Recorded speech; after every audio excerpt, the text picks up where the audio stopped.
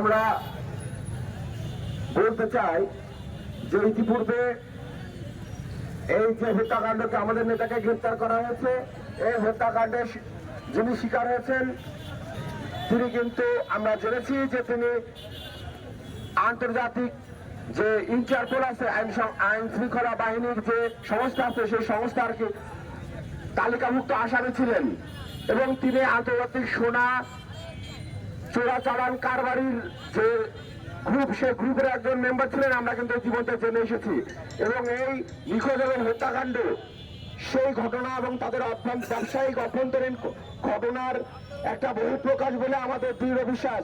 এটাকে রাজনৈতিক রং লাগিয়ে রাজনীতির ভিতরে ঠেলে দিয়ে একদিকে যেমন বাংলাদেশের ভাবমূর্তি, তেমন বাংলাদেশ আওয়ামী লীগের ভাবমূর্তি ক্ষুণ্ণ করার যে চক্রান্ত, আমরা এই চক্রান্তের বিরুদ্ধে তীব্র নিন্দা এবং প্রতিবাদ জানাচ্ছি।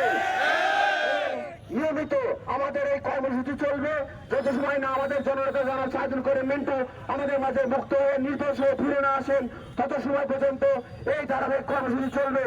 এবং আমরা বলতে চাই, এই তদন্ত করতে গিয়ে যদি কোনো ইন্ডিয়ান নাগরিক বা বড় কোনো ব্যবসায়ী বা পৃথিবীর অন্য কোনো দেশের যে কোনো দেশের কোনো দোষী যদি সামনে আসে, তাদের কথা বলতে যদি আপনাদের ভয় লাগে, তাহলে আপনারা পদ থেকে ইস্তফা দিয়ে দেন।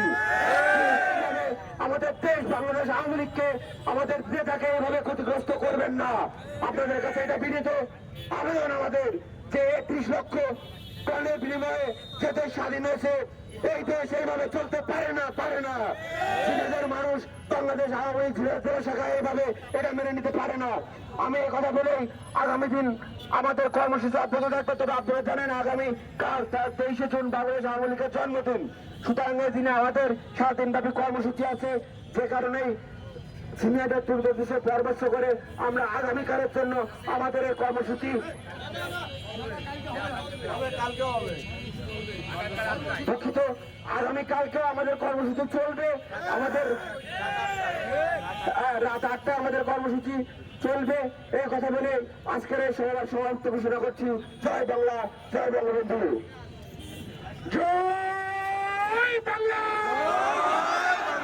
জয় বাংলা, জয় বঙ্গবন্ধু, রাজপথের মিন্টু ভাই, রাজপথের ভোট চাই, জয় বাংলা, জয় বাংলা।